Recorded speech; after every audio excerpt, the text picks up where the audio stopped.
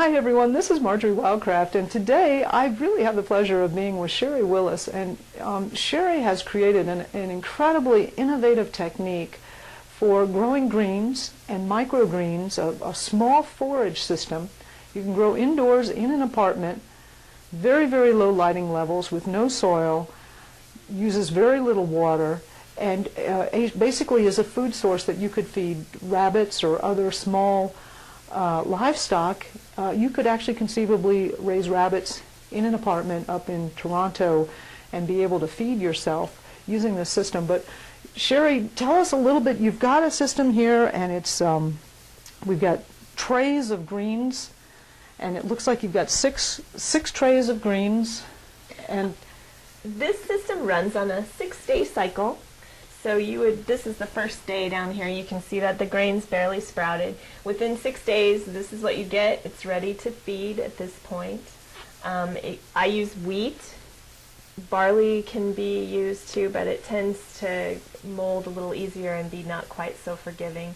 And this system has been sitting on my carpet for about 6 months.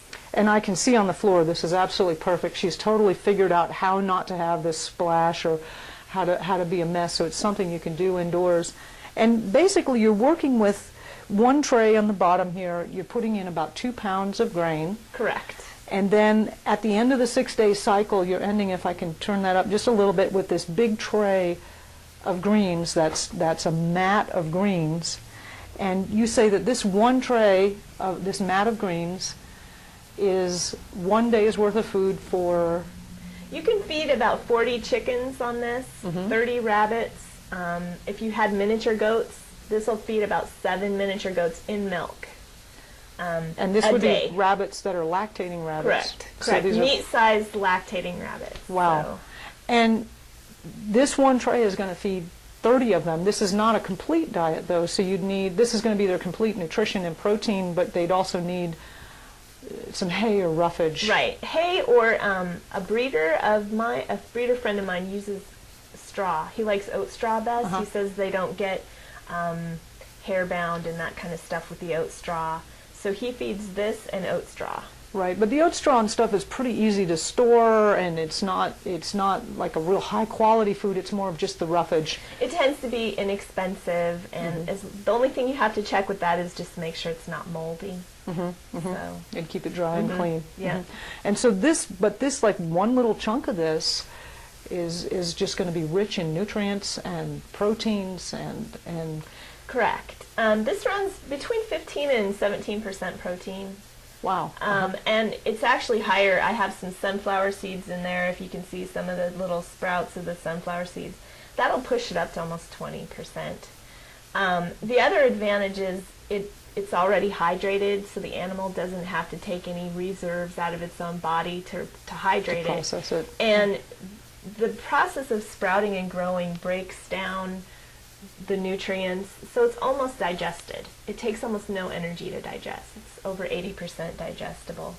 Now the way this works is you have the water that pumps up here and mists on these top trays, and then it just drips on down. You're not adding anything to that water. There's no fertilizers or anything. No. And I haven't noticed any difference between tap water and well water. It doesn't seem to matter much. The real critical thing with this is the temperature. The temperature needs to be between 70 and 80 degrees to really get a nice mat. Yeah. You see a huge difference if it drops below. Right, but that's the kind of living temperatures that you're going to be Correct. having anyway if you're going to be living in an apartment or a house somewhere. Right. So if you're comfortable, most of the time the fodder's comfortable too. So. Wow, and this actually, you put the grain on there pretty thick when you're first putting in a 1/2 inch to 3/4 of an inch of grain in the bottom. Right. And then the grain isn't all completely grown. There's some fermented and sprouted grain there. That's an extra bit of nutrition. Right. So the grass part adds a lot of bulk, but they eat the roots and all. There's no waste. So like when you feed hay, they pick all the leaves off and leave the stem. And There's no waste. So you and I've been walking around Sherry's yard. She has trees everywhere, so it's shaded almost all year round. She's living on this rocky clay soil. There's really no soil here. No. And not a lot of room. We're talking a very small home in a pretty small suburban lot.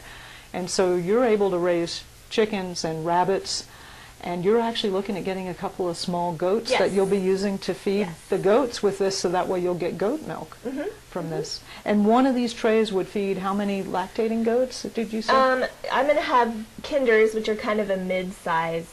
They're not miniatures, but they're not full-size goats either. And you could feed probably 5. I'm only going to have 2, but I need it for my chickens and rabbits too. But this tray will feed the 4 chickens that I want. I'm going to have 6 or 7 rabbits, and then my goats. So one tray would be one food, and you've almost got a weekly system. There's every day you get a tray, so it's a continuous system. Once you get it up to full production, you have a full tray every day. So. Wow, incredible. If you want to get more information about this, and believe me, it's been a bit of a trick to figure out the size of the holes and the placement and where you want it. Sherry, you have plans available. People who are a little bit handy do it yourself. Most of the stuff looks like PVC and things that you can buy. You also have a kit where just some of the harder things to get, like some of the more difficult parts in the pump, you have available. And then Correct. you also have the whole full system for people who just aren't going to deal with it and want to buy it right off the Right. shelf. What's your website, and how can they contact you? My website is at www.half, and that's like half of a cup, dash, and you have to put the dash in or it doesn't work. Pint is in a pint of beer, homestead.com. Half Pint Homestead. And it really is true. It's a really little tiny house, little tiny suburban yard, and she's figuring out how to have chickens and rabbits and goats and grow most of the food for them. You are importing the wheat seed to get that going, but that's a pretty small amount considering all the meat and eggs and different products you're going to be generating from this. Well, and the nice thing is I can store the wheat seed, whereas fodder doesn't store, it needs to be used right away. But I make 300 pounds of fodder from 50 pounds of wheat. So that's a huge return on that little bit. Yeah, wow. So, halfpinthomestead.com, and this is Sherry Willis. Thank you all so much. There are so many alternatives and so many people coming up with innovative new ways that you can grow your own groceries and grow your own food. Thank you so much, Sherry, and we'll see y'all on the next segment. This is Marjorie Wildcraft.